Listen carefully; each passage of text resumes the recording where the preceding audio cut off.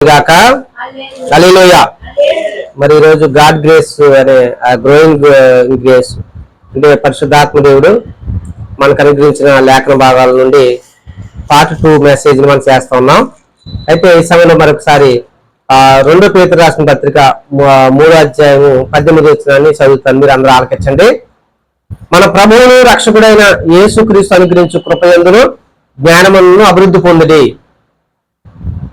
అందరూ చెప్పండి. మన ప్రభువును రక్షకుడైన యేసుక్రీస్తు అనుగ్రహించు కృపయందును జ్ఞానమందును అభివృద్ధి పొందిడి. చిన్న ప్రార్థన. ప్రేమగల తండ్రి, పరిశుద్ధ వందనాలు తండ్రి గారు, విశుల రక్తం చేత మమ్మల్ని శుద్ధీకరించి తండ్రి ఇంతవరకు పిల్లలు పాటలు పాడి సహకరించారు, వాయిద్యాల దొరికి నిన్ను కనపరుచుకున్నారు ప్రభా. అలాగే నాన్నగారు ఈ సమయంలో మరి దీనదాసుడు శ్రీశటి నన్ను మరుగు చేసుకుని నీ ముఖాంతరం నుండి నాతో మాతో మీరే మాట్లాడి ప్రభా, మీ కృపలో మేము ఎలాగన తండ్రి వర్దల్లాలో ఎదగాలో మొదటి కాలంలో ప్రభా మరి గ్రోయింగ్ గ్రేస్ అయ్యా మరి కృపలో ఎదుగు అభివృద్ధి పొందనే మొదటి తండ్రి సందేశాన్ని ఇచ్చారు. మరలా రెండవ ఈ వారం కూడా మరొక మెసేజ్ ని కూడా మీరు ఇచ్చినందుకు స్తోత్రాలు తండ్రి గారు. ఈ సభలో మాతో మీరు మాట్లాడేది దీవించండి. సభలో లేఖనాలు మా జీవితంలో ఆశీర్వించి మేము తెచ్చుకోండి. ఏ స్వరంతరం ప్రార్థిస్తున్నాం తండ్రి, ఆమేన్. ప్రభువుకు నాకు అత్యంత ప్రియులరా, ఇక్కడ అపోస్తలుడైన పేతురు భక్తులు ఏం చెప్తున్నారంటే కృపయందును జ్ఞానమందును అంటూ యేసుక్రీస్తు అనుగ్రహించు. ఏమనుగ్రహించాడు? యేసయ్య కృప అనుగ్రహించాడు. కృపయందును కృప కూడా జ్ఞానం అనుగ్రహించాడు. దేవునికి స్తోత్రాలు. దీంట్లో ఏమవ్వాలంటే అభివృద్ధి చెందాలని చెప్పారు అన్నమాట వాక్యంలో. దేవునికి స్తోత్రం. కనుక పిల్లరా కృప మొన్నటి వారంలో చెప్పుకున్నాం. కృపలో నిలిచి ఉండాలి, కృపలో తొలగిపోకుండా ఉండాలి అండి. అలాగే కృపలో నిలకడగా ఉండాలి. కృపావాక్యమును అండి మరి పిల్లల కృపావాక్యము సాక్షులుగా ఉండాలి అనే విషయాలు, కొన్ని విషయాలు మనం నేర్చుకున్నాం. వాక్యానికి మరి కృప ద్వారా మనకి ఏమొచ్చిందంటే దేవుని ఎదుటికి వెళ్ళే ధైర్యం కలిగింది. కృపాశక్తికి చేరేమంటే అది ఎవరి వల్ల కలిగింది? దేవుడు అక్కడే మన పిల్లల మరి నిలబట్టగల దేవుడు యేసుక్రీస్తు కార్చిన రక్తం ద్వారా ఆయన దర్శనం రావడానికి దేవుడు సహాయం చేశారని అండి. ఆయన మందిరంలో చేర్చబడి ధన్యత యేసుక్రీస్తు ద్వారా మనకు అనుగ్రహించబడింది. కాబట్టి మన ధైర్యం ఎవరంటే యేసయ్యే. ఆ యేసయ్యే కృప అనుగ్రహించారు కాబట్టి ఆ కృప ద్వారా మనకి ఇలాగన మరి ఈ ధన్యతను మనం ఈ కృపలో తొట్టిపోకుండా దీన్ని నిలకడగా ఉండి స్థిరంగా ఉండి ఏంటి ప్రభు యొక్క లేఖనాల్లోనూ అలాగే ప్రభు సింహాసనం ఎదురుకు వస్తున్న మన జీవితంలో దినదినం కూడా వర్ధిల్లాలి అని కొన్ని సంగతులు పరిశుద్ధాత్మ దేవుడు కొన్ని సంగతులు మనం నేర్పించారు. అయితే ఈ సమయంలో పిల్లల మరొక సంగతిని ఈ రోజు మనం ధ్యానించబోతున్నాం. కృప యేసుక్రీస్తు ద్వారా ఏమిటించబడింది? కృప అనుగ్రహించబడింది, జ్ఞానం అనుగ్రహించబడింది. దేవుడికి స్తోత్రం కలిగింది. హల్లెలూయా. అందులో ఈ కృప జ్ఞానం ఏంటంటే అభివృద్ధి. ఈ జ్ఞానం ఎటువంటిదని యాకోబు చెబుతారంటే ఈ జ్ఞానము పై నుండి వచ్చినది. దేవుడికి స్తోత్రం. దేవుని దగ్గర నుండి వచ్చింది కనుక ఈ జ్ఞానం ఎటువంటిదంటే పవిత్రమైనది. ఏంటి ఈ జ్ఞానం ఎటువంటిదంట? పవిత్రమైనది కనుక మరి ఇది లోబడేది, సమాధానకరమైనది.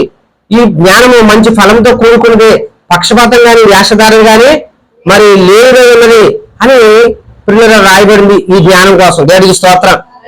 కాబట్టి పిల్లలు ఈ యొక్క జ్ఞానము పవిత్రమైనది కాబట్టి ఈ జ్ఞానంలో మనం ఇవ్వాలి, వర్ధిల్లాలి. దేవుడికి స్తోత్రం.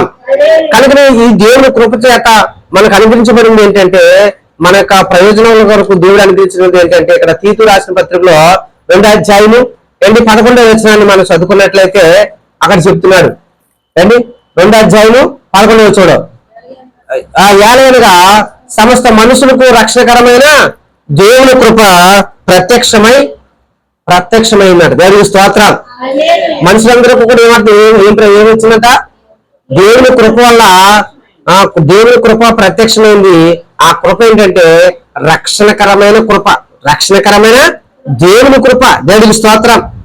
మనుషులందరికీ మనుషులందరినీ రక్షించే కృప. ఆ మనుషులందరినీ రక్షించడానికి ప్రభువైన యేసుక్రీస్తుగా ఈ లోకానికి శరీరధారిగా ఈ లోకానికి వచ్చాడు. కాబట్టి పిల్లరా మనందరికీ అనుగ్రహించబడిన కృప ఏంటంటే రక్షణకరమైన దేవుని కృప ప్రత్యక్షత. దేవునికి స్తోత్రం. ప్రత్యక్షత అంటే దేవుని నుండి వచ్చిన దర్శనము అండి. మరి పిల్లగా నీ దర్శనానికి రాని వారిని నీ దర్శనానికి రానిచ్చావన్నాడు. దేవుడికి స్తోత్రం. నీ ఆవరణలో అడుగు పెట్టే ధన్యతని అర్హత లేదు కానయ్యా, నన్ను నీ ఆవరణలోకి నడిపించుకొచ్చావయ్యా. కనుక నేను వచ్చే పాపని వద్దనకుండా నీ వద్ద చెప్పుకుని నేను ఎలాగో జీవించాలో నాకు బుద్ధి చెప్పు ప్రభు అని ఓ భక్తుడు పాట పాడిన చిన్నతనం నుండి పాడరు. దేవుడికి స్తోత్రం. హల్లెలూయా. వస్తున్నాను ప్రభువా, వస్తున్నానయ్యా. ప్రభువా వస్తున్నాను, నీ అందమైన మందిరానికి వస్తున్నాను. వచ్చే పాపిని వద్దనకయ్యా పరమ తండ్రి, వచ్చే పాపిని వద్దనకయ్యా పరమ తండ్రి. నీ వద్ద చెప్పు బుద్ధు చెప్పు పరమ తండ్రి, నీ వద్ద చెప్పు బుద్ధు చెప్పు పరమ తండ్రి. దేవుడికి స్తోత్రం. హల్లెలూయా. వచ్చే పాపని వద్దనకుండా ఆయన ఎందుకు అన్నాడంటే పాపములు క్షమించే అధికారం మన ప్రభు అయిన యేసుక్రీస్తు అక్కడికి. దేవుడికి స్తోత్రం. హల్లెలూయా. అందులో పాపాలు క్షమించి మనుషులందరూ నశించిపోతున్న మానవ జాతిని రక్షించడానికి ఆయన శరీరంగా ఈ లోకానికి దిగి వచ్చిన మహాదేవుడు యేసయ్య. దేవుడికి స్తోత్రం. హల్లెలూయా. హల్లెలూయా. కాబట్టి పిల్లల పరిశుద్ధాత్మ దేవుడు మనకు ఆయన కృప చేత మనకు దేవుడు తన జ్ఞానమును అనుగ్రహించారు. ఆ జ్ఞానం ఎటువంటిదంటే ఆ జ్ఞానము రక్షణ జ్ఞానం. దేవుడికి స్తోత్రం. ఈ జ్ఞానం అందరికీ లేదన్నాడు. ఏ జ్ఞానము? రక్షణ జ్ఞానం. రక్షణ పొందాలనే జ్ఞానం అందరికీ లేదు. ఈ జ్ఞానం అందరూ కూడా ఈ జ్ఞానాన్ని కలిగి ఉండాలని అనుకుంటలేరు. తాము ఎవరికి వాళ్ళు తమ సొంత కార్యాలను చూసుకుంటున్నారు కానీ దేవుని కార్యాలు చూడట్లేదని అంటాడు ఒక చోట. దేవుడికి స్తోత్రం కలిగినగా. హల్లెలూయా. ఏంటి చూసుకున్నారంట? ఎవరికి వాళ్ళు సొంత కార్యాలు చూసుకుంటారు తప్ప దేవుని కార్యాలు చూసేవారు లేరు అని రాయబడింది. ఎవరికి వాళ్ళు ఎవరి కార్యాలు వారు, ఎవరి పనులు వాళ్ళే ఉంటారు తప్ప దేవుని కార్యాలు పిల్లల కొరకు తలంచుకోవాలని, ఆయన కార్యాల కొరకు పిల్లలు ప్రయాసపడాలనే విషయాన్ని మరి అందరికీ కూడా లేదు. దేవుడికి స్తోత్రం. అలా యేసుక్రీస్తు దేవుడు అనుభవించిన రక్షణ పొందుకోవాలనే జ్ఞానము అందరికీ రావట్లేదు. కారణం ఏంటంటే ఈ కృపను అందరూ కూడా ఏం చేస్తున్నారంటే పిల్లగా మరి ఈ యొక్క రక్షణ జ్ఞానం అనే ఈ కృపను చాలా మంది అర్థం చేసుకుంటా. రక్షణ గురించి చెబుతుంటే చేయలే చాలు చెప్పేవాళ్ళు పని పడలేదు. రక్షణ గురించి అంట, రక్షణ పొందాలంట, బాప్తిసం పొందాలంట. పొందకపోతే అమ్మా పొందాలమ్మా, ఏ దినాన్ని ఏ సంభవిస్తుంది ఎవరికి తెలుస్తుందమ్మా, పొందాలమ్మా అంటే పొందుదాంలే అని వాయిదాలు వేస్తున్నారు. ఈ కాలం గతించిపోతుంది అని చెప్పి ఒక భక్తుడు పాట పాడాడు. ఈ కృపకాలము గతించిపోతుంది కనుక దినాలు చెడ్డవి దుర్దినాలు కాబట్టి ఈ కృపా కాలాన్ని, ఈ కృపగల దేవుడు అనుగ్రహించిన ఈ రక్షణ పొందుకునే ఈ కాలాన్ని నిర్లక్ష్యం చేయకండి.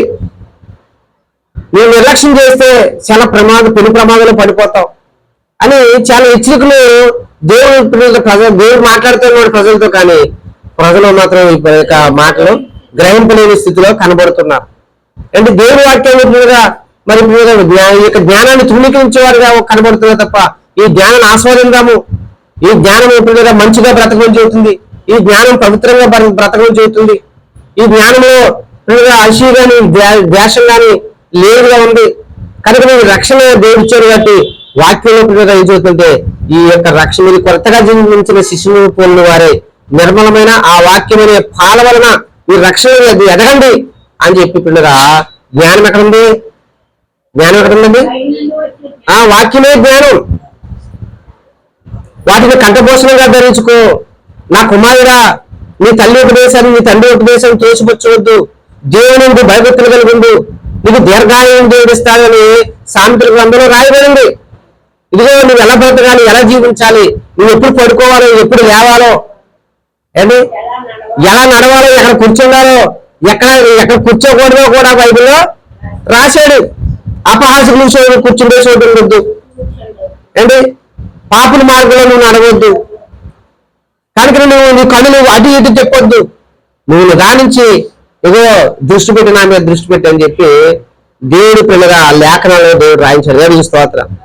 హల్లెలూయా. ఈ లోకంలో ఎలా బ్రతకాలి, ఎలా మాట్లాడాలో కూడా తెలియని దినాల్లో పిల్లరా నేను ప్రభుని కలిగి ఉన్న తర్వాత పరిశుద్ధాత్మ దేవుడు సామెతల గ్రంథం చదవమని చెప్పి ఒక ఆయన చెప్పాడు. దేవుని నమ్ముకున్న తర్వాత అన్నారు వాళ్ళ బ్రదర్ మీరు సామెతల గ్రంథం చదవండి అన్న. అప్పుడు సామెతల గ్రంథం చదువుతున్నప్పుడు అప్పుడు పిల్లల మనుషులు ఎదుటి ఎలా ఉండాలో అండి, ఈ లోకంలో దేవునితో ఎలా ఉండాలో అండి, దేవుడు పిల్లగా ఎప్పుడు లేవాలో, ఎప్పుడు కూర్చోవాలో, ఎప్పుడు అంటే ఏ స్థలంలో ఉండాలి, ఏ స్థలంలో ఉండకూడదో అన్ని కూడా దేవుడు రాయించినప్పుడు అండి ఆ స్థలాలు ఏంటి, ఏ స్థలానికి అయితే వెళ్ళకూడదు ఆ స్థలాల నుండి మరి మన అండి మరి ఇంకా అలాంటి ఆలోచన కూడా రానుకోండి దేవుడు చేశాడు. దేవుడి స్తోత్రం. హల్లెలూయా. అపవిత్రమైన ప్రాంతాలకు వెళ్ళవద్దు, అపవిత్రమైన స్థలంలో కూర్చోవద్దు. ఇలాగన ఆ సామెతల గ్రంథంలో 30 సామెతలు ఉంటాయి. 30 సామెతలు కూడా 31 సామెతలు ఉంటది. 1వ తారీఖు, 2వ తారీఖు, 3వ తారీఖు ఇలాగన 30 నెలకొచ్చి 31 రోజులు ఉన్నాయి కదా. అందులో మన జీవితం రోజు ఆ గ్రంథం చదువుకుంటే దేవుడికి స్తోత్రం. స్త్రీ ఎలా ఉండాలి అండి, ఎవరి స్త్రీ ఎలా ఉండాలి, ఇలాగనే పిల్లరా మరి జ్ఞానం గలవాడు ఎలా ఉంటాడు, జ్ఞానం కలిగితే నువ్వు ఎలా ఉంటావు, అలాగనే పిల్లరా వాటిని అవి నిన్ను కనుపోపలే కాపాడతాయి. నీ శరీరాన్ని ఆధారం చేసుకోవద్దు, దేవుని బలం మీద ఆధారపడాలి, దేవుని శక్తితో నింపబడాలి, భయభక్తులు కలిగి ఉండాలి అని ఇప్పుడు సొలొమోను ద్వారా దేవుడు మరి 3 గ్రంథాలు రాయించాడు అంటే సామెతలను రాయించాడు. దేవుడికి స్తోత్రం. కాబట్టి దేవుని వాక్యమే జ్ఞానం ఇచ్చేది అండి. ఆ వాక్యమే మనకి ఏం చేస్తుందంటే ఆ వాక్యాన్ని మీరు పాలవని అపేక్షించండి. నిర్మలమైన ఆ పాలవ రక్షణ విషయంలో ఎదుగు నిమిత్తం ఆ పాలను మీరు అపేక్షించండి అని పేతురు భక్తుడు చెప్పాడు. మా దేవుడికి స్తోత్రం కలిగింది కాక. కనుక ఇప్పుడు మనుషులందరికీ రక్షకరమైన మరి దేవుడి కృపలో ఏంటి మనుషులకు రక్షకరమైన దేవుని కృప ప్రత్యక్షమైంది. కాబట్టి ఈ ప్రత్యక్షమైన కృపలో ఈ కృప ఎలాగ అనుభవించబడింది, ఇది రక్షణ ఎలా వచ్చింది మనుషులకి అంటే ఇది మాటలతో చెప్పుకునేది కాదు. ఇది మనుషులకు కూడా ఏదో మాటలు చెప్తే 4 మాటలు చెప్తున్నావు లేకపోతే 4 రూపాయలు ఇస్తే కలిగే రక్షణ కాదు. ఇది ఎలాగ అనిపించబడింది. ఈ రక్షణ గురించి అక్కడ రాశాడు చూడండి. 14 వచ్చిన చదువు తల్లి. 2 తీతు పత్రిక 2:14 చదువమ్మా.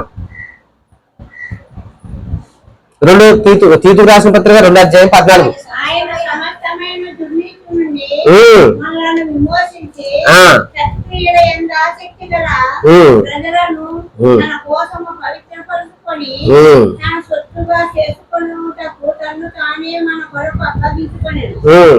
వీటిని పూర్తి బోధించుతూ హెచ్చరించుతూ సంపూర్ణాధికారంతో బోధన ఖండించుతూ చాలు. ఇప్పుడు ఇక్కడ ఏంటంటే రక్షణ అనేది ఎలా వచ్చిందంటే చెప్తాడనమాట.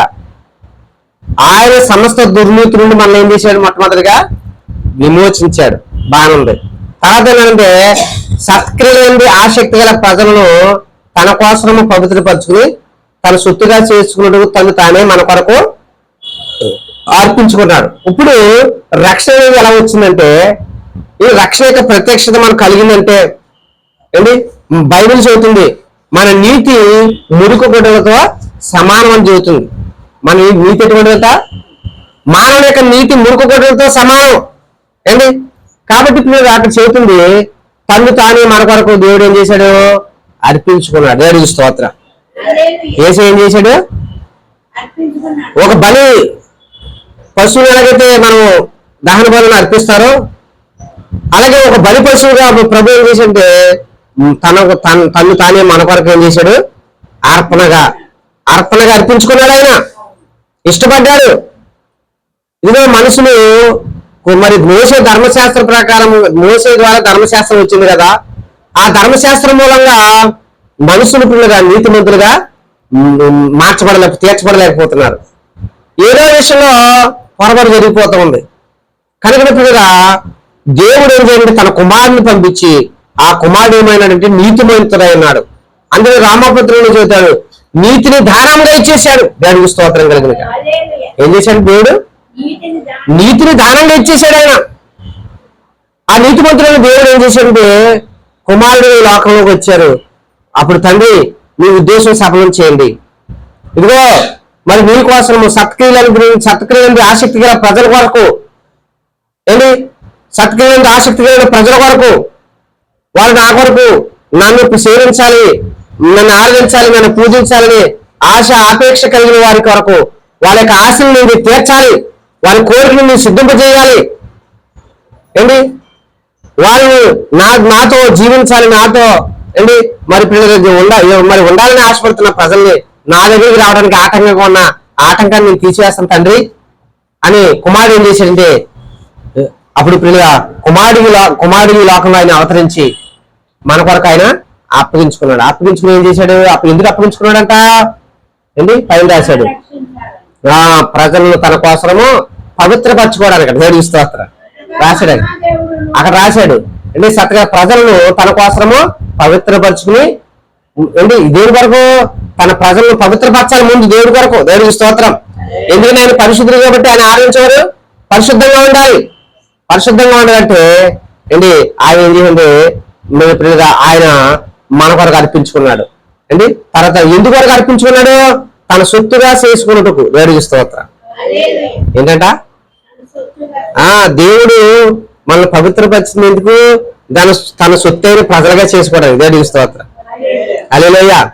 అంటే భక్తుడు పాట పాడాడు, పూజలుండే దేవుడ నీవే, సాటి లేని దేవుడ నీవు, కోట కోటయ నీవే, రేయి పగలు నీ పద సేవే, జీవదాయక సేయుట మేలు. ఏంటి నీ దేవుడ నీవే, నాదు కోట కొండయ నీవే, పరమపురిలో వరగా నిరతం, దూతగణముల స్తుతులను సల్ప. దేవుడికి స్తోత్రం. ఏంటి దేవుడు తన సొత్తుగా చేసుకోవడానికి రక్షణ ఊరికే రాలేదు. మన గుండెడు ఏమంటాడో డబ్బులు ఊరికే రావన్నాడు. ఆ మాట అందరికి బాగుంది. అలాగే దేవుడు పిల్లగా మనకు రక్షణ అనేది ఎలా వచ్చిందంటే, ఈ రక్షణకరమైన దేవుని కృపా ప్రత్యక్షత మనకు ఎలా కలిగిందంటే, దేవుడు మన కొరకు అర్పించుకుని తన పవిత్రమైన రక్తాన్ని మన కొరకు సిందించి తన సొత్తుగా మనకు అంటే విలువ పెట్టి కొనబడిన వారు మీరు అని వాక్యంలో రాయబడి. దేవుడికి స్తోత్రం. హల్లెలూయా. ఏం కొనబడ్డామంట? విలువ పెట్టి కొనబడ్డాం. కాబట్టి పిల్లగా అలాగే ఇప్పుడు ఆయన తన సొత్తుగా చేసుకున్నాడు కాబట్టి మనం ఏమంటున్నాడంటే అక్కడ 12 చదవము అదే అధ్యాయంలో, మనము భక్తిహీనతను ఇహలోక సంబంధమైన దురాశలను విసర్జించి శుభప్రదమైన నిరీక్షణ నిమిత్తము అనగా మహాదేవుడును మన రక్షకుడునైన యేసుక్రీస్తు మహిమ యొక్క ప్రత్యక్షత కొరకు ఎదురు చూస్తూ ఈ లోకములో స్వస్థ బుద్ధితోను నీతితోను భక్తితోను బ్రతుకుతున్నవరనని మనకు బోధించుతున్నది. దేవుడికి స్తోత్రం. అంటే ఇప్పుడు భక్తితోను ఇహలోక సంబంధమైన దురాశలను విసర్జించాలని. ఏంటంటే దేవుడు ఎందుకు తన సొత్తుగా చేసుకున్నాడు మనలంటే ఏంటి? భక్తి ఇహలోక సంబంధమైన దురాశలు విసర్జించి మనం ఎలా ఉంటామంట? శుభప్రదమైన నిరీక్షణ నిమిత్తము అనగా మహాదేవుడు మన రక్షకుడైన యేసుక్రీస్తు మహిమ యొక్క ప్రత్యక్షత వరకు ఎదురు చూస్తూ ఉండాలి. దేవుడికి స్తోత్రం. మనం ఎలా ఉండాలంట? భక్తిహీనతను విడిచిపెట్టాలి, ఇహలోక సంబంధం దురాశను విసర్జించి ఏంటి దేవుని కొరకు ఎదురు చూడాలి. ఎలా చూడాలి ఈ లోకంలో అంటే? స్వస్థత బుద్ధితోను నీతితోను భక్తితోను బ్రతుకుచుండాలి. ఎలా పడితే అలా కాదు, స్వస్థత బుద్ధి ఉండాలి. ఏంటి ఇది బుద్ధి మారలేదండి అంటారు కొంతమంది. దేవుడికి స్తోత్రం. ఏంటి బుద్ధి మారాలి ముందు. ఈర్ష, ద్వేషము, కపటము, వేషధారణ, అసూయ, కలహాలు ఇవన్నీ మనలో ఉంటుంది. బుద్ధి ఇంకా మారలేదు. ఏంటి బుద్ధి మారాలి. అందుకే స్వస్థత బుద్ధితోను నీతితోను భక్తితోను బ్రతకాలి. దేవుడికి స్తోత్రం.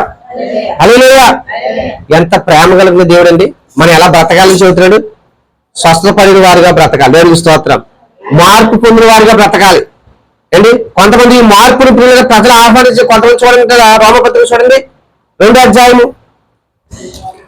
రోమ 2వ అధ్యాయము 4వ వచనంలో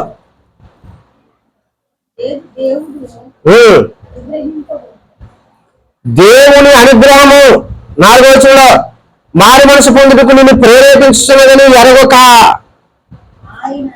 ఆయన అనుగ్రహ ఐశ్వర్యమును సహనము దీర్ఘశాంతము ధృవీకరించుదువా అన్నాడు లేఖనంలో. ఏంటంట?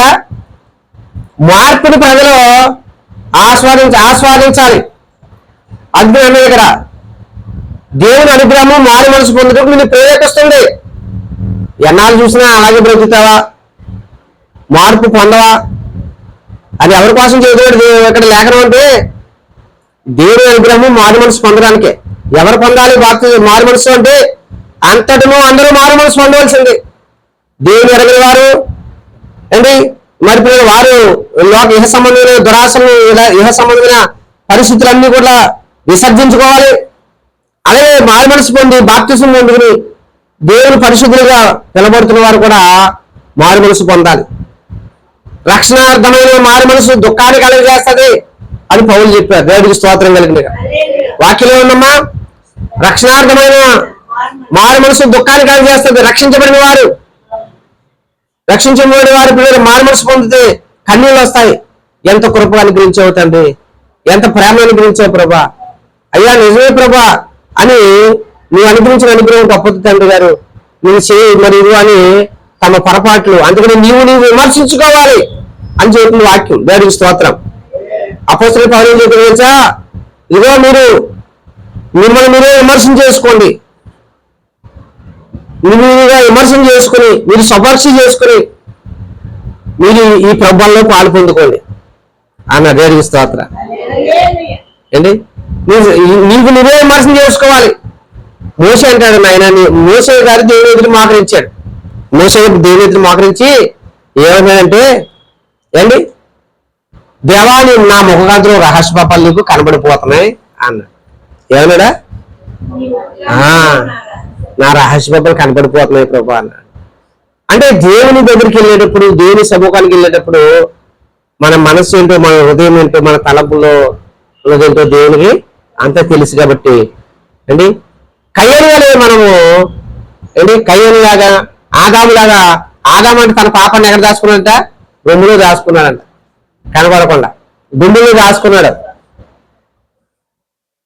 ఏంటి ఇక నేను పాపం చేయలేదు, ఎవరినే తప్పు చేస్తున్నాను.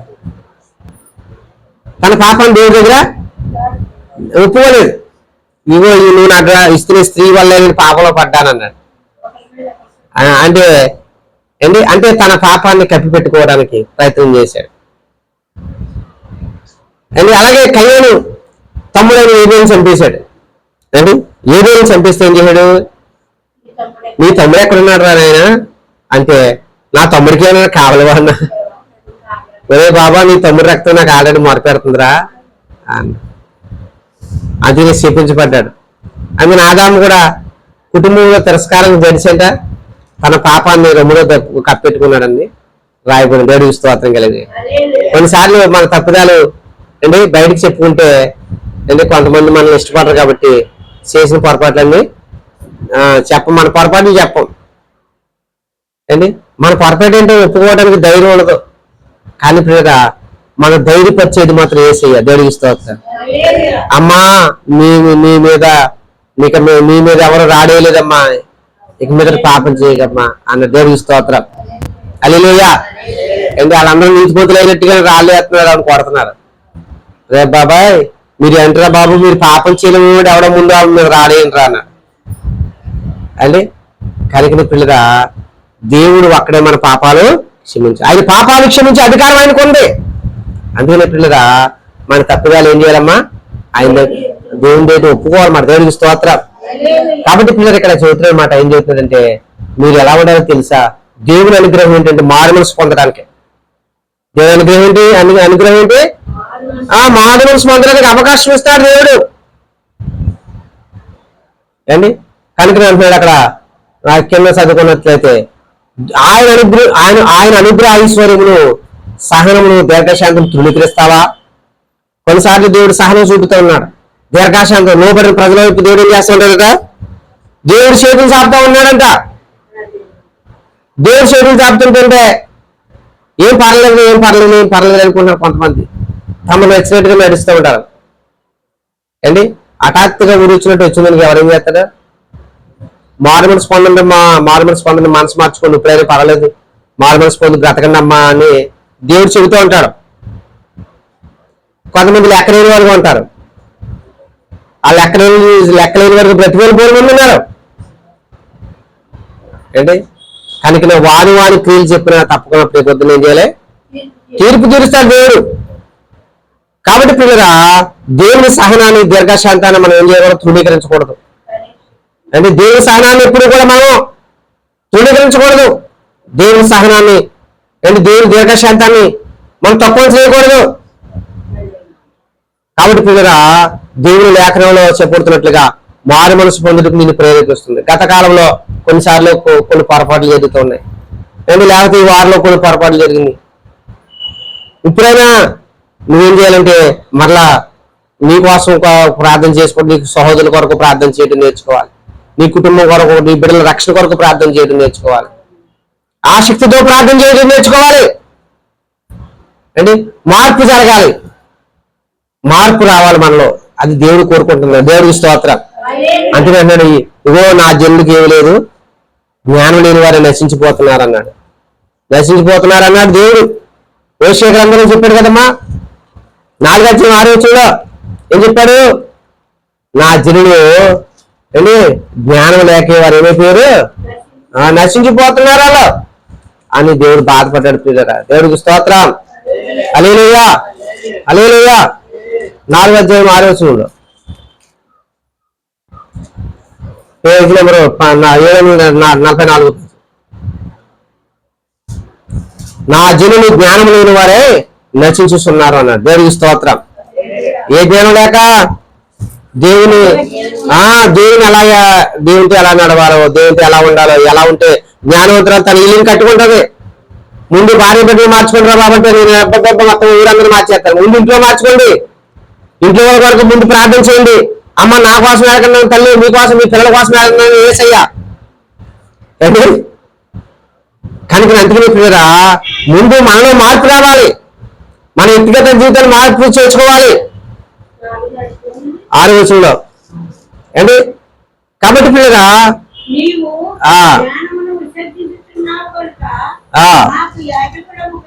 పై ఎదరించమ్మా, అక్కడే ఎదర ఉంది, ఆ ఎదరకు ఉంది. చాలు ఏంటి? కనుక వీళ్ళు జ్ఞానము, ఏ జ్ఞానం అవసరం అంటే కుటుంబాన్ని కట్టుకునే జ్ఞానం కావాలి. నావావు తన జనప్రలయం నుండి తన బిడ్డల్ని, తన భార్య బిడ్డల్ని రక్షించుకోగలిగాడు. ఉగ్రత రాబోతుంది. ఆ ఉగ్రత నుండి పిల్లగా మనం తప్పించబడాలి. తప్పించబడాలంటే ఏం చేయాలమ్మా?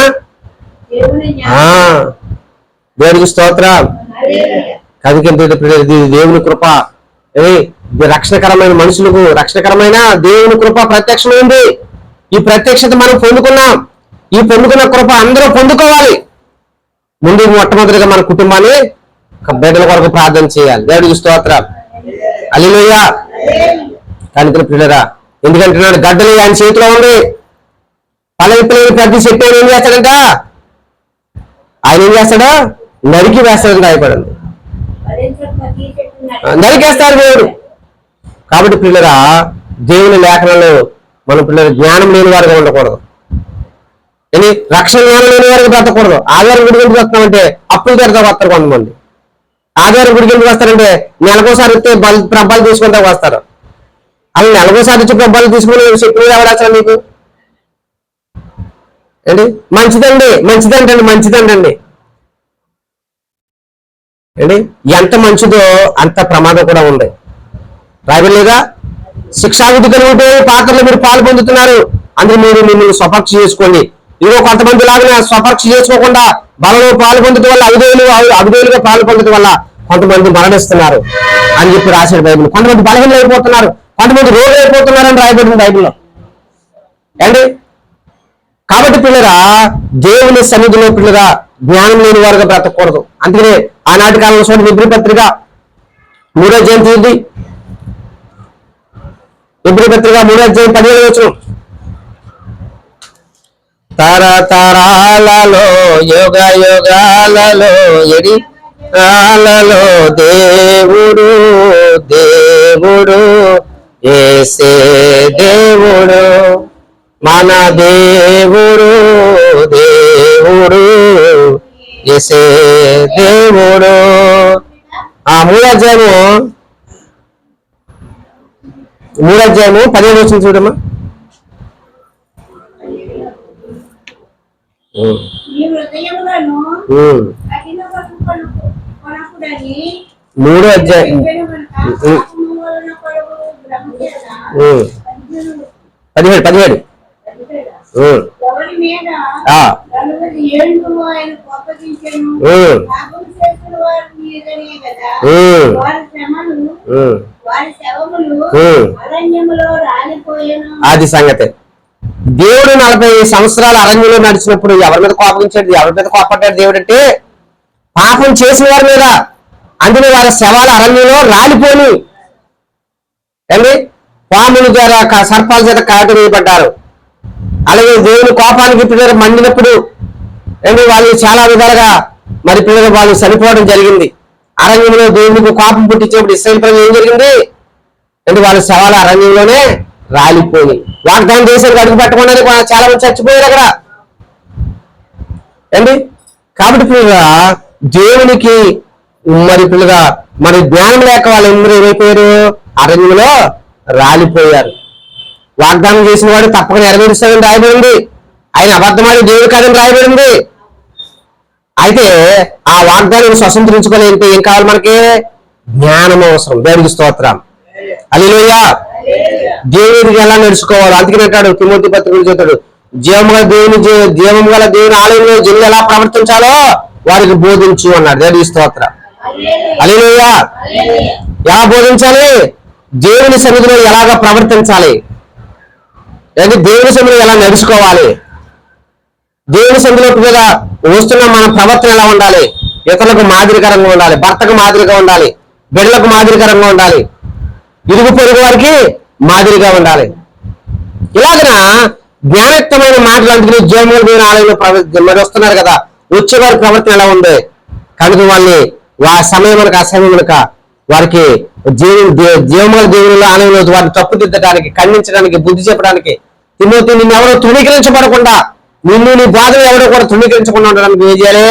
వాళ్ళకి ఖండించాలి, బుద్ధి చెప్పాలని చెప్పాడు. దేవుని స్తోత్రం కలిగే. హల్లెలూయా. అని ఖండించుకుంటూ వాక్యం చెప్తూ ఉన్నారా? వాక్యం ఉన్నత మటుకే చెబితే తిరగబడి వాళ్ళు బోలు మంది ఉన్నారు. మా కోసమే చెప్పాడు అనుకుంటారు. నీ కోసం చెప్పకపోతే ఎవరి కోసం? దేవుని స్తోత్రం అండి. నీ కోసమే, నా కోసమే వాక్యం నిర్ణయించగలిగిన ఖడ్గం. దేవుడికి స్తోత్రం కలిగిన గాక. హల్లెలూయా. అందుకు దేవుడికి కోపం పుట్టించడం వల్ల ఏమైపోయారు? అరణ్యంలో రాలిపోయారు. అండ్ తర్వాత చూడండి 18 కూడా చదవమ్మా. తన విశ్రాంతిలో ప్రవేశింపరని ఎవరిని ప్రయాణం చేసెను అవిధేయులైన వారిని గుర్తియే కదా బాగా అవిశ్వాసం చేతనై వారు ప్రవేశింపలేకపోయినని గ్రహిస్తున్నాం. దేవుడికి స్తోత్రం కలిగింది. తన విశ్రాంతిలో ప్రవేశింపరని ఎవరి గురించి ప్రమాణం చేసినంటే అవిధేయులైన వారి గుర్చియే కదా అండి. కాగా అవిశ్వాసము చేతనే వారు ప్రవేశింపలేకపోయారని గ్రహించుస్తున్నాము అన్నాడు. దేవుడికి స్తోత్రం. హల్లెలూయా. దేవుని విశ్రాంతిలో ప్రవేశించలేదు కొంతమంది అండి. ఎందుకని? అవిధేయత. ఎంత అజ్ఞానంరా బాబు అంట మనం కదా. ఎంత తెంగరోడు, ఎంత తెలివి తక్కువడి అలా అని చెప్పి అంటాం. అలాగే దేవుడు వారి ఎదుట ఎన్నో ఉపకారాలు చేశాడు. సముద్రాన్ని 2 పాయలుగా చేశాడు, ఎర్ర సముద్రం సీల్ చేశాడు అండి. మరి ఎన్నో మన్నాను కురిపించాడు, బండ్ల నుండి నీళ్ళు ఇచ్చాడు. అన్ని కళ్ళాలు చూస్తున్నారు. అయినప్పటికీ కూడా ఏమైపోయారంట? వాళ్ళు అవిధేయులు అయిపోయారంట. అందులో వాళ్ళు ఎందుకు అవిధేయులు అయిపోయారు? వాళ్ళు అవిశ్వాసము చేత. వాళ్ళు ఏమున్నది? అవిశ్వాసులు. దేవుడు అన్ని కార్యం చేసిన నమ్మలేని స్థితి ఏంటి? దేవుని నమ్మలేని స్థితి. దేవుని నమ్ముతున్నామంటారు కానీ టైం వచ్చినప్పటికీ కొన్ని పరిస్థితుల్లో స్వాధీన వచ్చాడు ఏమవుతున్నారు ఏంటి? నమ్మలేకపోతున్నారు. ఇది నిజమా? జరుగుతుందా? అలాగన్నాడా మీ దేవుడు? ఊరుకోండి తెలివి తక్కువలారా. దేవుడు ఆశీర్వదిస్తాడు మిమ్మల్ని. ఊరుకోండి తెలివి తక్కువలారా. దేవుడు అంటారు కొంతమంది. వాళ్ళ మాటలకి ఇంకా ఏమవుతుంది? సైతాను అవిశ్వాసాన్ని కలగజేస్తాడు. దేవుని మీద నమ్మకాన్ని తొలగిస్తాడు. దేవుడు రాకడ సిద్ధపడాలి. రాకడ సిద్ధపడతావా? ముందు ఎలా సిద్ధపడతావు అంటే రాకడ సిద్ధపడాలంటే ఏంటి? ఎన్నో స్వాదనలు ఎదుర్కోవాలి. దేవుడికి స్తోత్రం కలిగి. హల్లెలూయా. ఏంటి ఇక్కడ అవిశ్వాసము చేత వారు ప్రవేశించలేదని రాయబడింది. అందులో ప్రభువాక్యం చెబుతుంది, పిరికి వారు అవిశ్వాసులు దేవుని రాజ్యానికి వారసులు కాలేరు ఎప్పటికన్నాడు. దేవుని రాజ్యం అంటే వెళ్ళాలంటే ఏముండాలి? విశ్వాసం ఉండాలి. దేవుడు మన జీవితంలో కార్యం చేయాలంటే ఏముండాలి? నమ్మకం ఉండాలి దేవుడి పట్ల. ఈయన మాట ఇచ్చి మాట నెరవేర్చే దేవుడు. అబ్రహాముకి మొసలుడు అయిన తర్వాత పిల్లలు పుట్టుతుంటే సారమ్మ నవ్వింది. ఎవరో వచ్చారు, భోజనం పెట్టాను, బాగుంది, తిన్నారు, బాగుంది. తిన్న తర్వాత వాళ్ళు అంటున్నారు, ఆశీర్దిస్తున్నారు, నీ గర్భవాసం, నీ భార్య గర్భవాసంలో మరలా వచ్చే సంవత్సరానికి కుర్రోడు ఉంటాడా అంటే అవ్వమ్మ నవ్వింది, సారమ్మ నవ్వింది అండి. కానీ వాగ్దానాన్ని మిమ్మల్ని అబ్రహాం మాత్రం సందేశించలేదు. దేవుడికి స్తోత్రం. కాబట్టి పిల్లగా దేవుని కార్యాలు కొన్నిసార్లు నమ్మలేని స్థితిలో ఉంటుంది. ఏ కార్యం ఇంకా జరగదు, ఇంకా అయిపోయింది చరిత్ర అన్నట్టుగా ఉంటది. అయితే దేవుడు సర్వశక్తి గల దేవుడు అని. హల్లెలూయా, హల్లెలూయా. అంతలో భక్తుడు పాట పాడాడు, కష్టాలు కలిగినా నష్టాలు కలిగినా స్తుతి పాటలే పాడుమా, ప్రభు యేసునే వేడుమా. ఏంటి? హల్లెలూయా, హల్లెలూయా, హల్లెలూయా, హల్లెలూయా, హల్లెలూయా, హల్లెలూయా. ఏంటంటే కష్టాలు కలిగినా నష్టాలు కలిగినా ఏం చేయాలి? దేవుని పాడాలి. దేవా వందనాలు. కష్టం వచ్చినందుకు స్తోత్రాలు, నష్టం వచ్చినందుకు స్తోత్రాలు. అంటే ఏ స్థితిలో ఉన్నా సరే ప్రభుని మాత్రం స్తుతించడం నేర్చుకోవాలి. ఆయన నమ్మదగిన వాడు, తప్పగా కీడుని మేలుగా మారుస్తాడు, మారాను బదులుగా మార్చిన దేవుడు, నేను రాసరకసంగా మార్చిన దేవుడు. ఏంటి? దేవుడు ఏదైనా చేస్తాడు. అంతటి మహాదేవుడు మన దేవుడు, ఆరాధిస్తున్న దేవుడు. అయితే వాళ్ళ అవిశ్వాసాన్ని బట్టి దేవుడు వాళ్ళు ఏం చేసి విశ్రాంతిలో నడవలేకపోయారు. అందుకే 11, 12 చదవమ్మా. అదే అధ్యాయం 3 అధ్యాయం 12.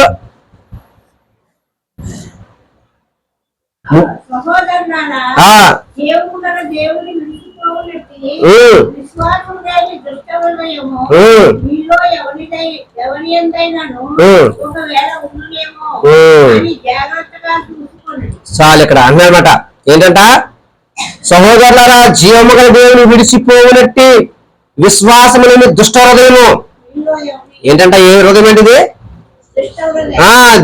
జీవము గల దేవుని విడిచిపోవునట్టు విశ్వాసము లేని దుష్ట హృదయం మీలో ఎవరు విశ్వాసము ఒకవేళ ఉండినేమో జాగ్రత్తగా చూసుకోవాలి అండి. దుష్ట హృదయం ఏంటంటే దేవునికి దూరం చేయటం, దేవునికి దూరం అయిపోవటం. ఇలాంటి హృదయం మీలో ఉందేమో జాగ్రత్త సుమి, జాగ్రత్తగా చూసుకోండి అంటున్నాడు. దేవుడికి స్తోత్రం కలిగినగా. హల్లెలూయా. ఏంటి? దేవునికి దూరం చేసే ప్రతి ఆలోచన, ప్రతి తలంపు మనం ఎప్పటికప్పుడు ఏం చేయాలి? దాన్ని డైవర్ట్ చేస్తూ ఉండాలి. అందుకు సహోదరులారా మీలో ఏంటి ఏమన్నాడా? జీవమంగళ దేవుని విడిచిపెట్టి విశ్వాసం లేని దుష్ట హృదయం, దేవుని సన్నిధిని విడిచిపెడతాం, ప్రార్థన చేయటం మానేయటం, వాక్యం చదవటం మానేయటం, ఏంటి దేవుని శక్తిని ఆశ్రయించడం మానేయటం, దేవుని పిల్లల మీద ఆధారపడకపోవటం, దేవుని తట్టు కళ్ళు ఎత్తకపోవటం. పెంటకుప్పలో ఉన్న దావీదు రాజులాగయ్యాడు. గొడ్లు కాసుకున్నాడు, రొచ్చులో ఉన్నవాడు, అడవిలో ఉన్నాడు, అరణ్యంలో ఉన్నాడు. నైనా నీ తట్టే కళ్ళు ఎత్తుతున్నాను ప్రభు అన్నాడు. అందుకనే తను ఏం చేశాడు? గొలియాతును కొట్టగలిగాడు. తను ఏం చేయగలిగాడు అంటే సింహాన్ని వెలుగుబంటిని కూడా తీల్చివేశాడు. అంత బలం ఎలా వచ్చింది అంటే దేవుని మీద ఆధారపడ్డాడు కాబట్టి. దేవుని బలాన్ని నమ్ముకోవాలి. దేవుడికి స్తోత్రం. అందుని పిల్లలు అక్కడ అలాంటి ఒక దేవుని విడిచిపెట్టి, దేవుని సన్నిధిని విడిచిపెట్టి దేవునిలో పిల్లలు అందుకనే ఒక పని చదువుతుంది, దేవుని నువ్వు నిలిచి ఉండాలి, దేవునితో ఉండాలి, జాగ్రత్త కలిగి ఉండాలి, నిలకడగా ఉండాలి, స్థిరంగా ఉండాలి. కృపలో వర్ధిల్లాలంటే అంటే అన్నమాట. ఎవరు ఇలాంటి దుష్టహృదయం మీలో ఎవరన్నా ఒకవేళ దేవుని విడిచిపెట్టే మనసు ఉందేమో, దేవునికి దూరంగా ఉండాలి, మనసు మీద ఉన్న జాగ్రత్త అని వాక్యం చూడండి. అక్కడ తర్వాత ఏమన్నాడంటే ఏంటి 13వ వచనం చదువుకోదమ్మా.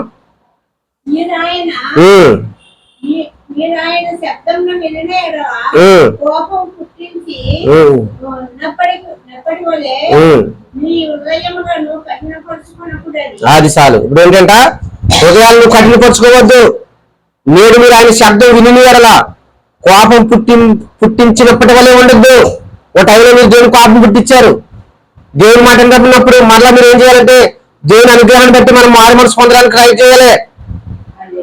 అంతే తప్ప మళ్ళా దేవుని మరలా దేవుడి శబ్దం విన్న తర్వాత ఏంటి మీరు హృదయాలు ఏం చేసుకోవాలి, కఠినపరచుకోవద్దు అని చెబుతున్నాడు. దేవుడికి స్తోత్రం కలిగిన తర్వాత కింద సర్ది తల్లి అది 15వ వచనంలో పాపం వలన కలుగు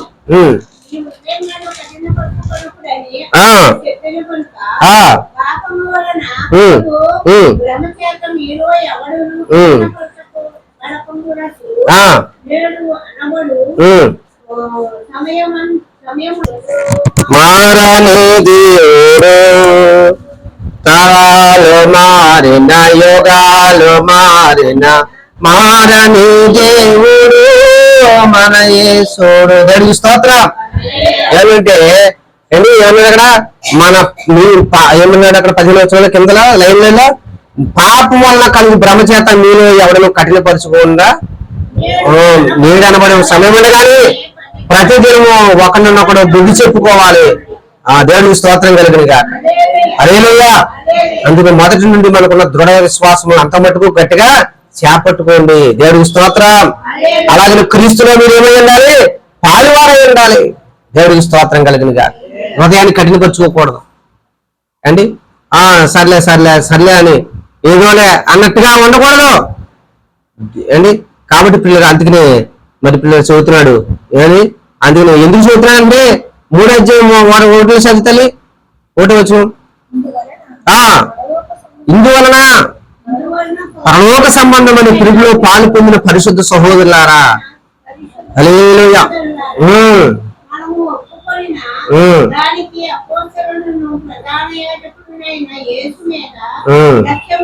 చాలు. ఇప్పుడు ఎందుకంటున్నాడు కదా, సహోదరులారా పరలోక సంబంధమైన పిలుపులో మీరు పిలుపులో పాలు పొందిన పరిశుద్ధ సహోదరులారా అంటున్నాడు. యేసు రక్తం వల్ల ఏం చేసింది, పరిశుద్ధపరిచింది. ఎందుకు దేవుడు తన కోసం మనం నియమించుకున్నాడు. దేవుని సంకల్పం అనాది సంకల్పం మనకు ప్రత్యక్షమైంది. దేవుని రాజ్యం నీతిగల రాజ్యం, పరిశుద్ధ రాజ్యం. ఆ రాజ్యం కొరకు దేవుని వాళ్ళు సిద్ధపరుస్తున్నారు. కాబట్టి ఈ పరలోక సంబంధమైన పిలుపు మనకు పాలు పొందిన పరిశుద్ధ సహోదరులారా మనం ఒప్పుకున్న దానికి అపోస్తులు ప్రధాన యాజకుడైనా యేసు దేవుడి మీద లక్ష్యం మాత్రం ఉంచండి అన్న. దేవుడికి స్తోత్రం కలిగిన కాక అంటూ 2వ వచనం దేవుడి ఇల్లంతట్లో మోసే నమ్మకం. కాబట్టి ఈ పిలుపులో నువ్వు ఎలా ఉండాలంటే మోసే ఎలాగైతే నమ్మకంగా ఉన్నాడో నువ్వు కూడా నమ్మకంగా ఉండాలన్నాడు. అందుకు చాలు. ఇప్పుడు అలాగేంటంటే మోసే గారు దేవుడి పిలుపుని అందుకున్న తర్వాత దేవుడి పైన ఎలా ఉన్నాడు మోసే కంటే నమ్మకంగా ఉన్నాడు. అలాగే 6వ వచనం కూడా చదవమ్మా. అదే 6వ వచనం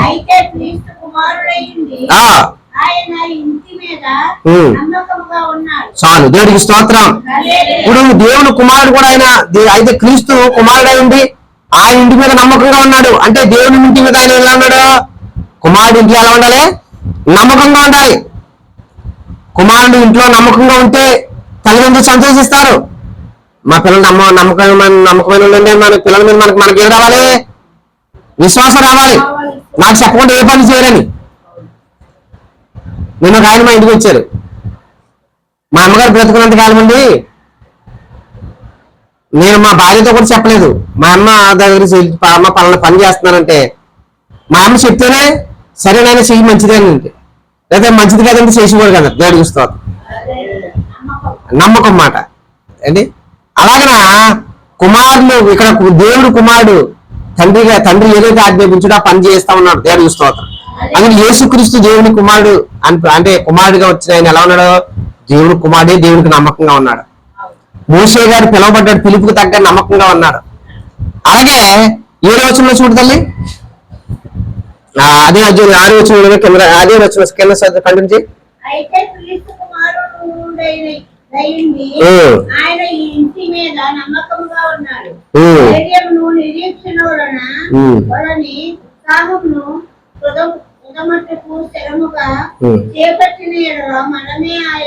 అది సంగతి. దేవుడికి స్తోత్రం. మీరు అన్న తుది మట్టుకు నువ్వు ఏం చేయాలి, అక్కడ అన్న ధైర్యము నిరీక్షణ వలన ఉత్సాహము తుది మట్టుకు స్థిరంగా చేపట్టిన ఎడల మనమే వీలైపోతాం. హల్లెలూయా. దేవుని ఇంట్లో నమ్మకమైన వాడు మోసే గారు, దేవుని ఇంట్లో నమ్మకమైన వాడు మన ప్రభువైన యేసుక్రీస్తు వారు. అలాగే మనం కూడా ఆయన ఇల్లు, ఆయన చేసే పనిలో ఆయన కట్టి ఈ రాజ్య వ్యాప్తిలో ఆయన రాజ్య వ్యాప్తం అంటే ఆయన కడుతున్న ఈ యొక్క రాజ్యాన్ని మనం కూడా పనివారుగా ఉన్నాం, పిలవబడిన వారుగా ఉన్నాం, ఈ లోకంలో దేవునికి సంకల్పాన్ని ప్రకటించే వారుగా ఉన్నాం. దేవుడు మనకు పని అప్పగించాడు. రక్షించబడిన తర్వాత ఏం చేయాలి? దేవుడు పని చేయాలి. పని చేయాలి. రక్షించబడిన ప్రతి ఒక్కరు దేవుడు పని చేయవలసిందే. పాస్టర్ గారు చేయాలండి దేవుడి పని, లేదా పాస్టర్ మీరు తోడుకోవాలండి అడ్లు మాకు పని ఉన్నారు కొంతమంది. ఏంటి దేవుడి పని అందరిది అన్నమాట. దేవుడికి స్తోత్రం కదా. ఎవరిదమ్మా? మనందరిది దేవుడి పని. సువార్త చెప్పాలని బాధ్యత అందరి మీద ఉంది. మనం అడిగి పాస్టర్ గారు చేసుకుంటాం అని పడితే మనకి ఇది వచ్చింది అనుకుంటుగా అనుకోకూడదు. నన్ను కూడా వాడుకో ప్రభు అని ప్రార్థన చేసుకోవాలి. మనం ఏం చేయాలమ్మా? నన్ను కూడా వాడుకో. ఒక ఆయన పాట పాడాడు, వాడుకో యేసయ్య నన్ను వాడుకో. వాడుకోమని రోజు మనం ఏం చేయాలి? ప్రార్థన చేయాలి. ఇంకేం వాడుకుంటా నన్ను, నా వల్ల ఏమవుతుంది నన్ను అంటే నువ్వు ఎప్పుడు కూడా అలాంటి బలహీనమైన మనసు నేను ఉండకూడదు. ఏముండాలి అన్నాడు కదా? ధైర్యం ఉండాలి, నీకు నిరీక్షణ ఉండాలి. దేవుడికి స్తోత్రం. శక్తినిచ్చేవాడు నా దేవుడిని. దేవుని శక్తి కొరకు ఎదురు చూడాలి. దేవుడికి స్తోత్రం. దేవుడి ఆరోగ్యం కొరకు ఎదురు చూడాలి. ఇస్తాడు నా దేవుడు. నా కాళ్ళు చేతులు లాగట్లేదు, నా వల్ల ఏం కాదులే అనుకోకూడదు. ఏంటి ఎంతమంది కాళ్ళు లేని చేతులు లేని బుద్ధులను వాడుకోవట్లేదు దేవుడు? ఎవరిని వాడుకుంటాడమ్మా? ఎంతమంది దేవుని సేవకులు లేరు గుడ్డివాళ్ళు? ఎంతమంది గుడ్డివాళ్ళు లేరు దేవుని సేవకులు? మొన్న ఒక ఆయన యూట్యూబ్ లో చూశాను. ఆయనకి చాలా బలహీనమైన చాలా చాలా బాగా బలహీన కాలు చేతి పని కానీ మంచం మీద పడుకుంటున్నాడు. మంచం మీద పడుకుని యూట్యూబ్ లో సువార్త చదువుతున్నాడు. ఆయన సువార్త చెప్తుంటే ఆ సువార్త బయటకు వెళ్ళిపోతుంది ఈ ఛానల్ ద్వారా, నెట్వర్క్ ద్వారా. ఎంతో మంది ఆయన సువార్తని చాలా మంది మారుతున్నారు. చూడు ఈయన ఎంత ధన్యుడు. అలా చెబుతుంటే ఆయన దేవుడు చేస్తాడు, పోషిస్తాడు ఆయన్ని. దేవుడికి స్తోత్రం. పడక మీద ఉన్న వాళ్ళు అందరూ విడిచిపెట్టి వెళ్ళిపోతారు. కనీసం కన్నుగడ్డలు కూడా మంచం పట్టారంటే ఇది ఎవరు పడతారా భారం అని చెప్పి భయపడిపోయిన 3 మంది ఉన్నారు. అలాగే ఆయన మంచం మీద పడున్నాడు. ఆ మంచం మీద పడున్న వ్యక్తి దేవుడు పని చేస్తున్నాడు. ప్రభా నీకు వందనాలు ఆయన, ఇలా ఉన్నా సరే నీ పని మాన్న ఆయన అంటున్నాడు. అయ్యో ఇలా పెట్టుకున్నా నాకు అవమానం కాదు, నీకు అవమానం కాదా? ఇలా ఉండి సేవ చేస్తే నీకు అవమానం కాదా అనుకోకూడదు. మనం ఇలా ఉండే సేవ చేయాలి. మనం ఎలా ఉండి కరువుతో ఉన్నా సరే, ఇబ్బందుల్లో ఉన్నా సరే, సమస్యల్లో ఉన్నా సరే. అపోస్తలులు హెబ్రీ పత్రికలో 10 అధ్యాయాలు అది చెప్తాడు. వాళ్ళు ఏంటి వాళ్ళందరూ కూడా ఎలా సేవ చేశారంట? ఈ బాధ పడుతూ సేవ చేశారంట. దేవుడికి స్తోత్రం కలిగిన. హల్లెలూయా, హల్లెలూయా.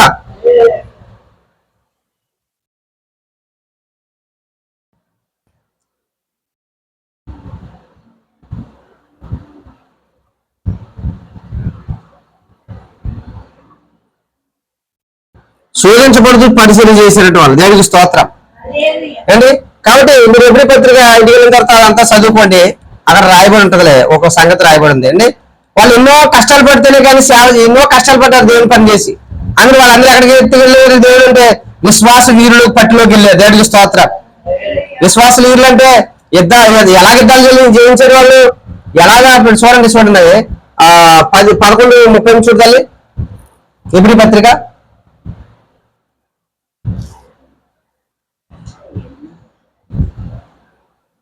హెబ్రీ పత్రిక 11. గొర్రె చర్మములను మేక చర్మములు వేసుకుని దరిద్రులైంది శ్రమపడి హింస పొందుసు అడవుల్లోను కొండల మీదను గుహల్లోను సొరంగములోను తిరుగులాడుచు సంచరించి అట్టి వారికి ఈ లోకము యోగ్యమైనది.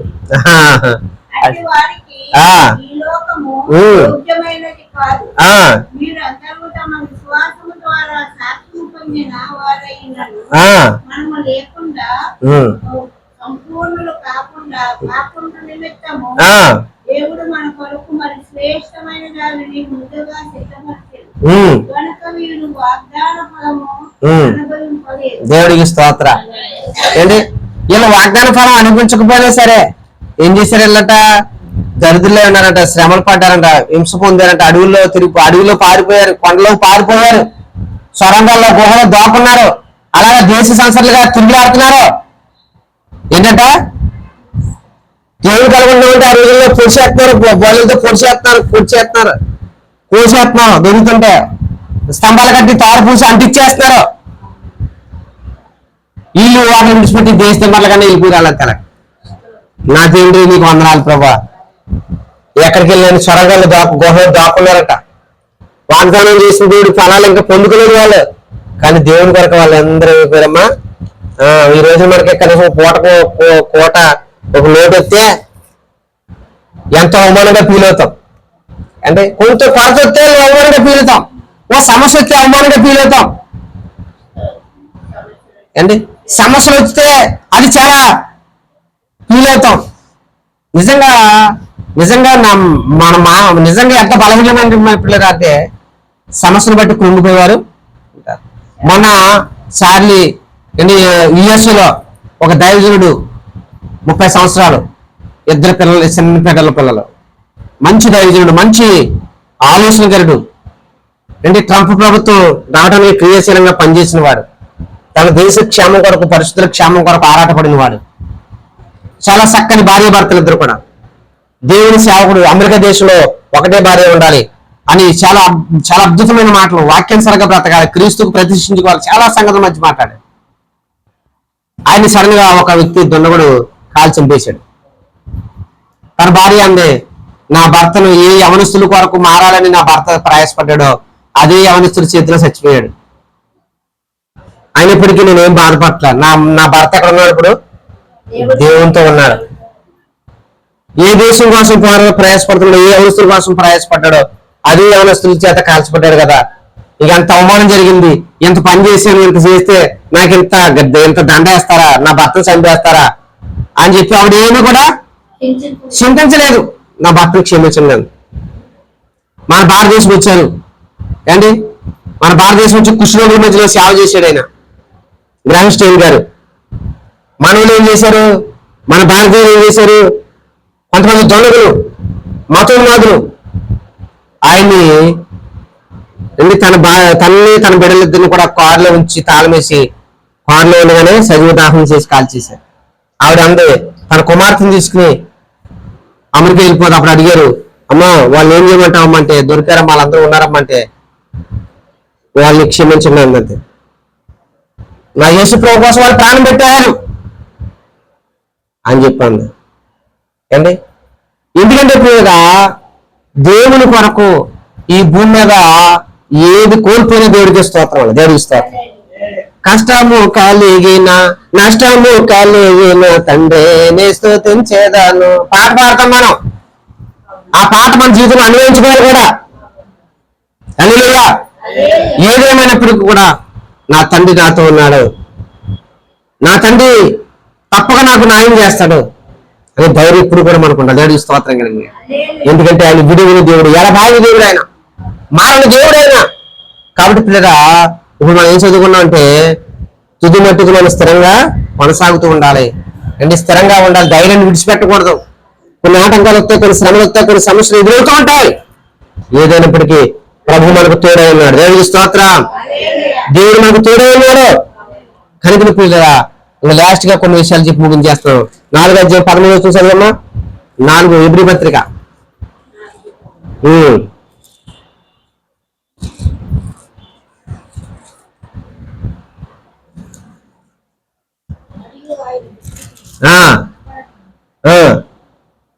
మరియు ఆయన దృష్టికి కనబడని సృష్టము ఏదీయూ లేదు. మనం ఎవరికి లెక్క అప్పచెప్పవలసి ఉన్నదో ఆ దేవుని పనులకు సమస్తమును మరుగులేక తేటగా ఉన్నది. దేవుడికి స్తోత్రం. కనుక పిల్లరా, దేవుడు సమస్తము మన బాధలను ఎరిగినవాడు ఆయన. ఆయన మన చింతలను ఎరిగినవాడు ఆయన. అలాగని చెప్పి చూస్తూ ఊరుకునేవాడు, చూస్తూ ఉంటాడు ఆయన. శోధింపబడిన పిమ్మట స్ఫోటంగా కూడా మార్చగల దేవుడు ఆయన. దేవుడికి స్తోత్రం. దేవుడు నేను చూడలేదు, నేను పట్టించుకోవట్లేదు అనుకోకూడదు. అవిశ్వాసంగా దేవుని పట్ల ఎప్పుడూ మనం ప్రవర్తించకూడదు. ఏంటి, ఇదేంటికంటే దేవుని కన్నులకు సమస్తం కూడా మోడిగే లేదన్నాడు. 11 కూడా చదువు అదే అధ్యాయం పైకి వెళ్ళండి. కాబట్టి అవిధేయత వలన ఆ.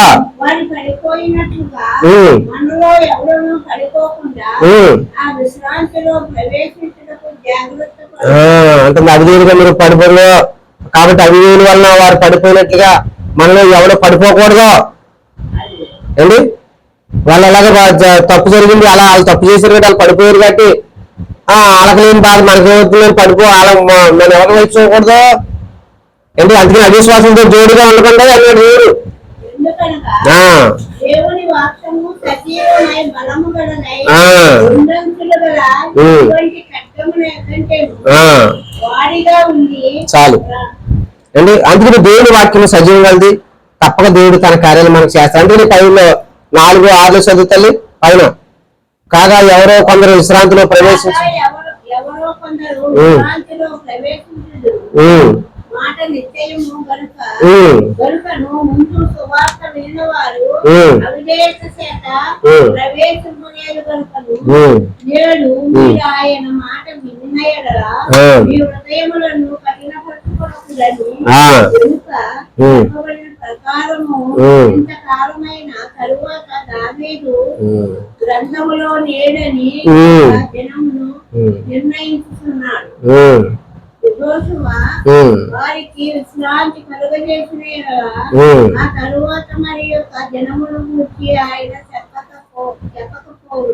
దేవుని స్తోత్రం కలుగురా. కాబట్టి దేవుని ప్రజలకు విశ్రాంతి నిలిచి ఉన్నది ఏమన్నదా దేవుని ప్రజలకు తప్పగా దేవుడికి ఉన్నారు. హల్లెలూయా. ఆయనకు మన మంచి విశ్రాంతి ఇవ్వబోతున్నాడు. దేవుడికి స్తోత్రం. ఇస్తాడు ఒకటే రోజున అప్పుడే విశ్రాంతిలోకి వెళ్ళద్దు మనం ఏంటి ఇప్పుడు ప్రయాసపడితేనే ఉండాలి అంటే సాగును కోరుకోకూడదు మనం ఏంటి ఆయన తప్పక మనకు శాంతిని ఇస్తాడు నెమ్మదిని ఇస్తాడు. అందుని పౌలు అంటాడు తిమోతి అంటాడు అది పేతురు గారు అంటాడు ఈ గుడారం విడిచిపెట్టేయాలని ఎందుకని అప్పుడే మిమ్మల్ని రేపిన తర్వాత మీరు కూడా అనేక రేపాలి. మేము ఎలాగైతే వాక్యం చేత మేము రేపుతున్నామో అలాగే మీరు కూడా అనేక రేపాలి. అందుకు అప్పుడు మీరు మా వల్లే మీరు కూడా తయారవ్వాలి. మా వల్ల మీరు కూడా బాధ్యతగా తయారవ్వాలి. అలాగే ఈ సమూహంగా తయారైతే అప్పుడు వెళ్ళిపోయిన పర్లేదురా బాబు అని ప్రార్థన చేసుకుంటే నీ స్తోత్ర హల్లెలూయా. కనుక పిల్లగా అందుకనే అన్నాడు మీలో ఈ వాగ్దానం చదువు 1 వచ్చిన 4 వచ్చిందమ్మా 4:1 ఆయన యొక్క విశ్రాంతిలో ప్రవేశించుదు వాగ్దానం నిలిచి ఉండగా మీరు ఎవడైనా ఒకవేళ వాగ్దానం పొందకుండా తప్పుపోలేమో అని భయం కలిగి బ్రతకనన్నాడు. 1 వచ్చిన 4 ఏంటి ఏం పొందాలంట వాగ్దానం పొందకుండా తప్పుపోయినేమో అని భయం కలిగి బ్రతకనన్నాడు. దేవుడికి స్తోత్రం. హల్లెలూయా హల్లెలూయా.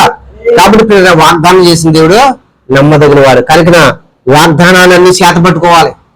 వాగ్దానాలు ఏం చేయాలమ్మా చేత పెట్టుకుని ప్రార్థన చేస్తా ఉండాలి. దేవుడికి స్తోత్రం.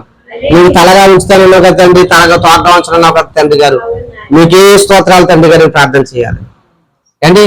ఎందుకంటే నువ్వు అవమానపరిచినావు కదా తండ్రి గారు నువ్వు అవమానం తొలగించి తండ్రి గారిని ప్రార్థన చేయాలి. నేను నిర్మించిన వారిని గురించి నువ్వు సిగ్గుపడవసరం లేదు. నిన్ను అవమానపరిచిన వారి గురించి నువ్వు బాధపడవసరం లేదు. ఎంతమంది మన విషయంలో ఎదురు తిరిగినా ఎంతమంది ఎదురు పోరాడినా సరే మనం ఏం చేయాలంటే ప్రభువాకు వారిని కనికరించాలని ప్రార్థన చేయడం. హల్లెలూయా హల్లెలూయా హల్లెలూయా.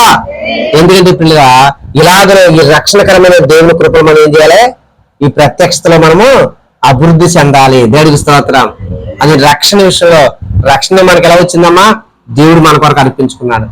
ఎందుకంటే తన సొత్తుగా చేసుకోవడానికి ఆయన మనం పవిత్రగా మార్చుకున్నాడు. దుర్నీతిని విడిపించాడు. ఏంటి కనుక పిల్లలు మనము భక్తిగా బ్రతకాలి. ఏ లోకంలో దురాశను విడిచిపెట్టాలి. ఏ సంబంధం దురాశను విసర్జించుకోవాలి. అంటే శుభప్రదమైన నిరీక్షణతో దేవుడి కొరకు ఏం చేయాలి ప్రత్యక్షత కొరకు ఎదురు చూడాలి. అంతవరకు మనం విశ్వాసాన్ని ఏం చేసుకోవాలి కనిపెట్టాలి. ధైర్యం కొనసాగించాలి. మాటలతో కాదు దేవుడు రాజ్యం అయితే ఏదో 4 మాటలు పెదాలు తప్పని దిగెత్తే ఏదో కాదు. ఏదో 4 మాటలు చెప్పి బ్రతికేసేది కాదు దేవుని పని అంటే. దేవుని పని అంటే శ్రమ పడాలి కష్టపడాలి. దేవుని మరి పిల్లగా మనం ఓర్చుకోవాలి. ఇవన్నిటిలో దేవుడు మనకు తోడేంటాడు. దేవుడికి స్తోత్రం కలిగిగా. కాబట్టి పిల్లగా మన అవిధేయుల వారిగా బ్రతకొద్దు. ఆనాటి కాలంలో అవిధేయులుగా బ్రతికి అరణ్యంలో రాలిపోయారు. అలాంటి స్థితి మనలో ఉండడానికి వీలు లేదు. ఇది దేవుడు తన రక్తం ఇచ్చి కొనుక్కున్నాడు నిన్ను నన్ను కూడా. దేవుడికి స్తోత్రం. రక్తం ఇచ్చుకోవడానికి మధ్యలో మన జీవితాన్ని ఆగిపోవడానికి అది భక్తిలో సలాగిపోవడం కాదు, రగులుతూ ఉండాలి. అనేక మంది రగిలిస్తూ ఉండాలి. దేవుడికి స్తోత్రం కలిగిన గాక. హల్లెలూయా, హల్లెలూయా. అందుకు ప్రియరా కళ్ళు మూసుకుని ప్రార్థన చేసుకుందాం. అట్టి కృప దేవుడు మన అందరికి దయచేయను గాక. హల్లెలూయా. రక్షణలో ఎదిగే విధంగాను వీళ్ళు స్థిరంగా నిలిచిండేవారుగా దేవుని ఇల్లుగా మనం మార్చబడతాము. అందులో మోషేలాగా నమ్మకంగా బ్రతుకుతాం. చివరి శ్వాస వరకు కూడా దేవుని కుమారుడు ప్రభు యేసుక్రీస్తు దేవుని అలా నమ్మకంగా ఉన్నాడు. అలాగే మనం కూడా రీతిగా కొనసాగడానికి పరిశుద్ధాత్మ దేవుడు సహాయం చేయను గాక. ప్రార్థన చేద్దాం. హల్లెలూయా, హల్లెలూయా. ప్రభువా నాయన అవిధేయత వల్ల చాలా మంది పడిపోయారని రాలిపోయారని వింటున్నామయ్యా. మరి హృదయాన్ని కఠినపరుచుకున్న వారు హృదయాన్ని నాయన దుష్ట హృదయము అయ్యా జీవగల దేవుని విడిచిపెట్టి జీవగల దేవుని విడిచిపెట్టి దుష్ట హృదయము దేవుని విడిచిపెట్టే మనసు దేవా తండ్రి దేవా నిన్ను నిర్లక్ష్యం చేసే స్వభావం నాయన అలాంటిదైనా మనసు మీలో ఉందేమో జాగ్రత్తగా చూసుకోండి. అలాంటి వాడు మీలో ఎవరైనా ఉన్నాడేమో మరి జాగ్రత్తగా చూసుకోండి. నేను హెచ్చరిస్తున్నావు తండ్రి గారు. అయ్యా మానవాళ్ళు వంటి వారు ఎవరు నేను విడిచిపెట్టే మనసు కానీ నీ శక్తిని ఆశ్రయించలేని వారికి ఎవరు ఉండకూడదు నాయన. కనికరించండి తండ్రి, కనికరించండి ప్రభువా. పరిశుద్ధాత్మ తండ్రి గారు నాన్నగారు అయ్యా మీ దాసులుగా మీ బిడ్డలుగా ప్రభువా ఈ మహత్యాన్ని ఎల్లప్పుడూ కీర్తించే ప్రజలుగా, ఎల్లప్పుడూ నేను ఆదరించే ప్రజలుగా, ఎల్లప్పుడూ స్తుతించే ప్రజలుగా, ఎల్లప్పుడూ ప్రభు కొనియాడే ప్రజలుగా. హల్లెలూయా, హల్లెలూయా, హల్లెలూయా. వెయిట్ హల్లెలూయా. ప్రార్థన కూర్చుని అలా కూర్చుని అక్కడ స్తోత్రం స్తోత్రం. ప్రార్థన చేద్దండి. ప్రార్థన చేసుకుని ప్రార్థన. హల్లెలూయా, హల్లెలూయా, హల్లెలూయా, హల్లెలూయా, హల్లెలూయా, హల్లెలూయా, హల్లెలూయా. స్తుతి చెల్లించండి అందరూ కూడా. దేవా నాన్నగారు తండ్రి గారు మీరు నాతో మాట్లాడారు ప్రభా. నేను మారు మనసు పొందడానికి అనుగ్రహించాను నాయన. నాలో లోపాలు సరి చేసుకుని కృపనిచ్చారు నాన్నగారు. అయ్యా నీవు నా కొరకు రక్తం చిందించారు డాడీ గారు. ఇదిగో నీ సంధిలో ఉన్నానయ్యా. నీ సొత్తుగా నేను ఎలా జీవించానో ఆనాటి భక్తి జనాన్ని చూపించావు తండ్రి. ఆనాడు అవిధేయులు చూపించావు, ఆనాడు అవిశ్వాసం గల వారిని చూపించావు లేఖనాల నుండి నాయన గారు. తండ్రి గారు నాన్నగారు ఈ లోకంలో భక్తితో అయ్యా భక్తి కలిగి నీతి కలిగి బ్రతకమని చెప్తున్నావు నాన్న.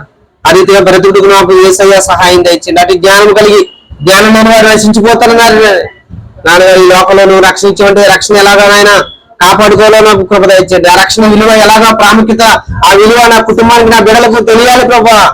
అయ్యా తండ్రి ఈ దినం నుండి నేను వారి కొరకు ప్రార్థిస్తాను యేసయ్యా. వారి కొరకు ప్రార్థిస్తాను యేసయ్యా. ప్రార్థన చేయండి, భారంతో ప్రార్థన చేద్దాం. హల్లెలూయా, హల్లెలూయా, హల్లెలూయా. స్తుతినైనా స్తోత్రం ప్రభా. హల్లెలూయా, హల్లెలూయా, హల్లెలూయా.